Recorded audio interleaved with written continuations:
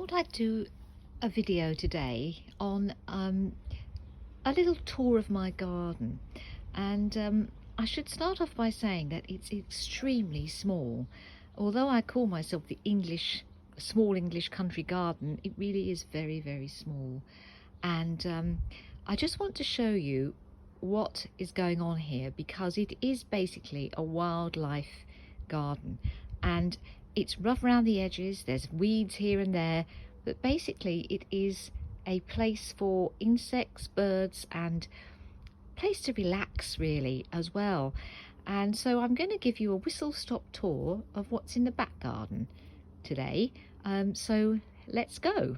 So here we are in Essex, and it's July time, and we've got the English lavenders, which are just lovely at the moment. The bees really like them, and they're looking pretty nice. I've got a little trough here, stone trough, absolutely bursting with lettuces and of course with weeds, because I haven't got round to weeding it in the last couple of weeks, but they're all ready to eat. That was just one packet of seeds sown probably about 8 weeks ago, so they make a lovely salad. A little bit more lavender going on here. This is a variety called Vera, I believe. It's much lighter in colour. And then over there we've got some rosemary, which is looking a bit tatty. I haven't really been watering it, but it's great. You can see you can still use it. It's lovely actually, with potatoes done in the oven. What else have we got? We've got a tayberry here, currently sitting in a pot waiting to be planted out. And I've got some strawberries behind here, and then I've got in a pot a lovely new variety of apple I've recently purchased called Bardsey. One of the great things about growing apples in your garden is you can really find some interesting varieties that you'd never get in the shops.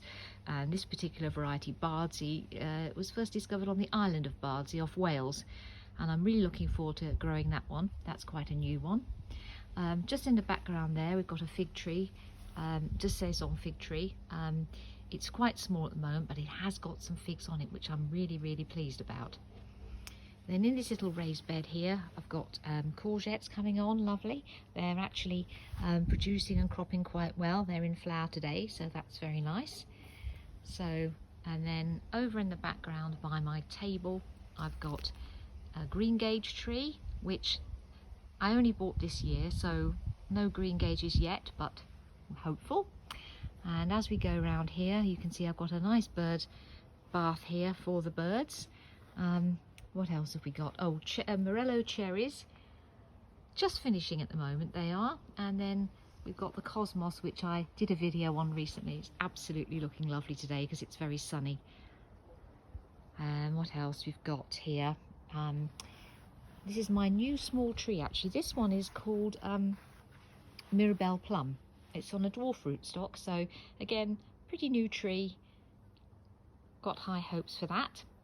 And this tree here I also bought in the last few months. This is a type of plum actually, which according to the website, I'll show you the picture here, is it's called Burbank tangerine, and apparently that is one loved by royalty. So over here, this is all a north facing area here.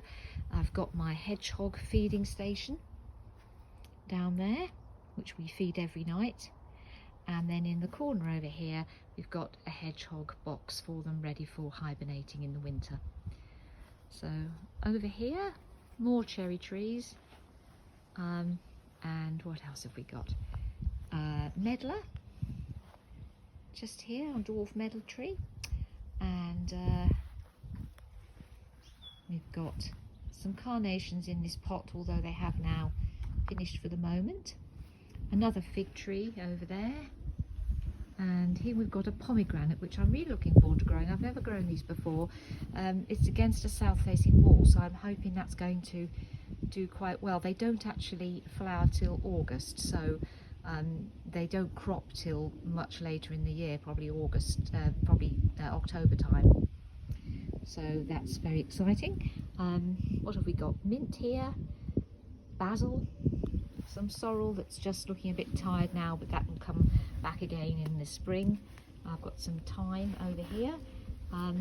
A nice new lot of strawberry plants I've just potted up actually. These are variety Florence, and then the French lavenders, which are just coming to an end now. We've got one or two still in flower. And then my echinacea bed, which is in production. I've only just started growing these this last few years.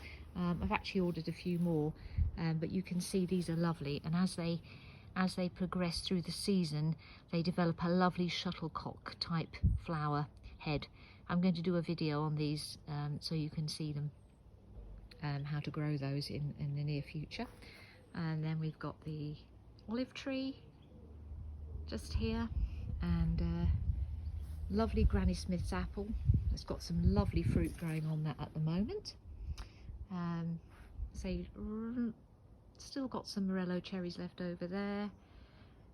I've got a rowan tree going on over here. A few geraniums in the corner there. Stella cherry now completely finished. These are lovely. These are a lovely plant to grow.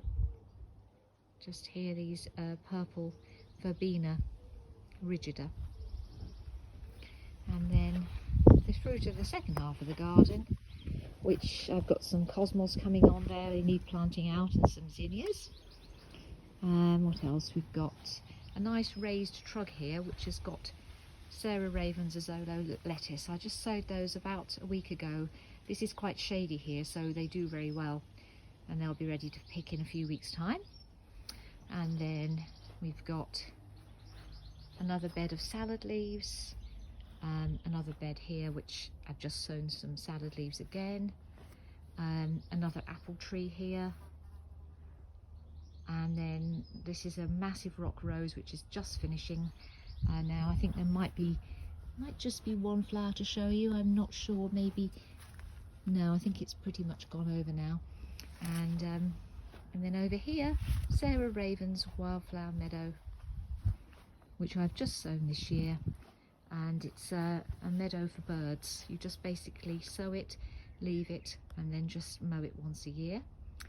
I've got the quince tree here, which has got a lovely quince ready there, coming on. And then we've got another apple tree bardsey, and then in the middle of the wildflower meadow over here, I've got a little pear tree coming on. And then we've got a little table here that we sit at, which is just by the wildflower meadow. It's a lovely place to sit, especially in the evening.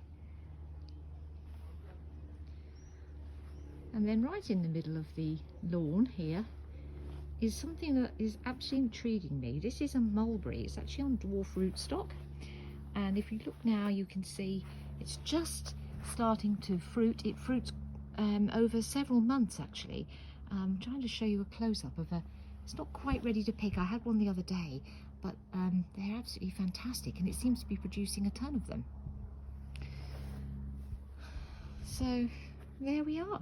So that's a little tour of the garden. As I say, it's muffin ready, but there's always something going on. I tend to let weeds go how they want for a while, and then I'll have a good pick of something. And I'll just show you over here where I've got some potatoes growing. Behind the potatoes is a hedgehog house. We have hedgehogs coming out every single night now. We rescue them actually now from we help the rescues, the rescue garden, and we have a little flower pot of hay there in case they need to make a nest. And then there's another feeding station just over there. So there we are. It's a very, very small garden, but it's crammed in with everything I can think of. It's constantly having things added to it.